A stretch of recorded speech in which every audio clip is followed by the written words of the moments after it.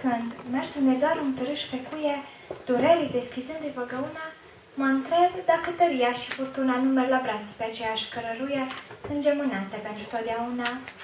Resimt cu lacrimi, chiar și aliere, căci am în suflet geamurile sparte și viața-mi pare tobogan spre moarte. Văd albul negru și nectarul fiere și-mi sucombă visele deșarte. Măcar să-l sperflu pe balanță, dar nulitatea mea ca o tumoare mă sfârșie cu ghearele, mă doare. Și simțământul maladiv de zdreanță vine din germenul îngrijorare. Și când mă pierd, fărâmă cu fărâmă, în disperare, ca într-o genune, și simt că în jurul totul se dărâmă, îmi vine salvator, ca o parâmă, îndemnul din cuvânt la rugăciune.